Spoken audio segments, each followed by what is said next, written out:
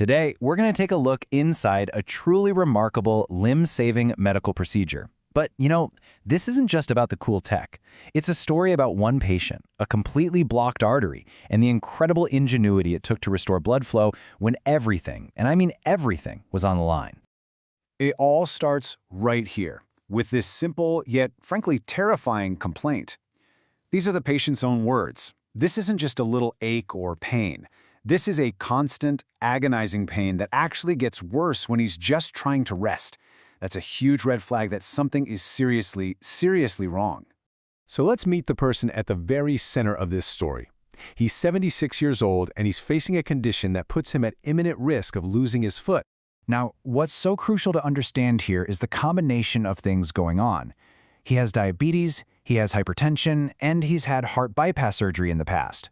This really complex medical history makes him a pretty high-risk candidate for any kind of major operation, and that detail is key as we move forward. And it all points to one very serious diagnosis. Critical limb ischemia, or CLI. To put it simply, think of it like a catastrophic plumbing problem in the leg's arteries. The blockages are so severe that the foot is literally being starved of oxygen-rich blood. And the stakes? Well, they couldn't be higher. Without a successful intervention, amputation is a very, very real possibility. So what exactly was going on inside his leg? To find out, doctors ran a test called an angiogram. And what they found was, well, it was alarming. And wow, the answer is just staggering. It wasn't one, it wasn't two, it was all three of the major arteries below his knee, the main highways that are supposed to carry blood down to the foot, were completely blocked off. Blood flow had basically just hit a total dead end. And this image right here illustrates the problem perfectly. This is an angiogram. It's kind of like a roadmap for the arteries. That dark dye you see, that's the blood flow. You can see it moving down the leg and then, poof, it just stops. Cold. That abrupt halt, that's the blockage. Everything below that point is getting little to no circulation at all. So with a case this severe and a patient who's high risk, what do you even do?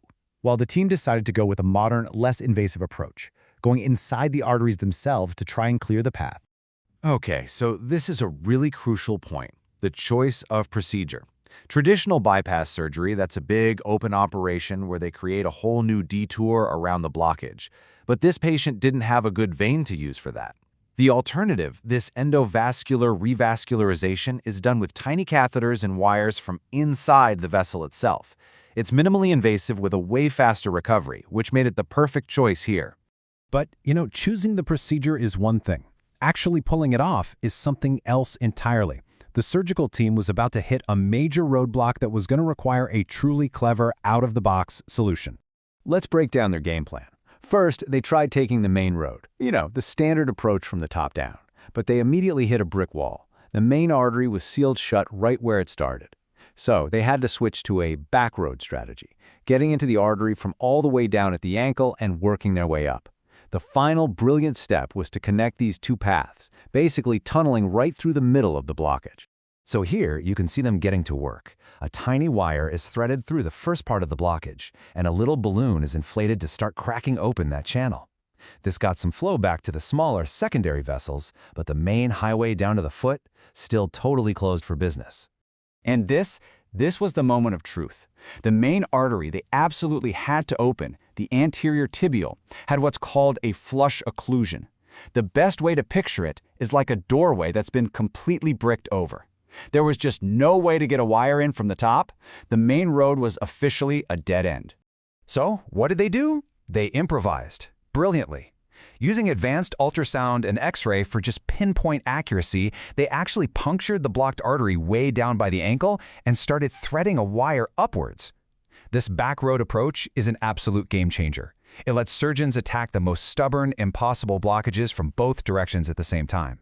So by working from both the top and the bottom, they were finally able to connect the wires, tunnel through that entire length of blockage, and restore the pathway.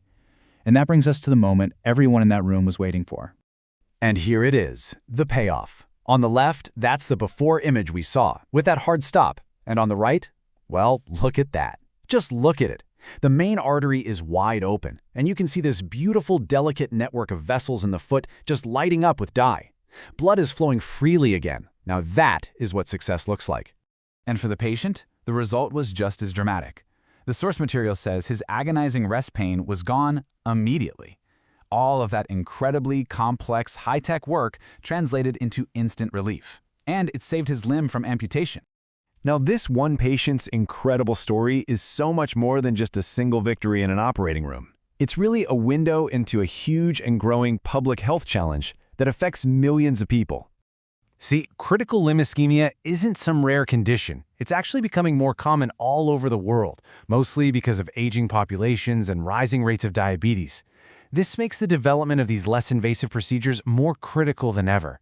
They really represent a fundamental shift in how we treat this, offering a limb-saving option that dramatically cuts down recovery time and risk, especially for the most vulnerable patients.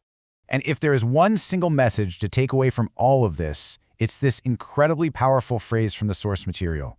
Just like in a stroke, where they say time is brain, in limb ischemia, every minute you wait means more tissue is dying.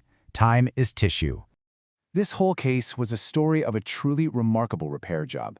But it leaves us with one final and really crucial question. Our circulatory system is this massive network of essential highways. So what can we do in our own lives to maintain these pathways, to maybe stop the blockages from ever forming in the first place? That's something for all of us to think about.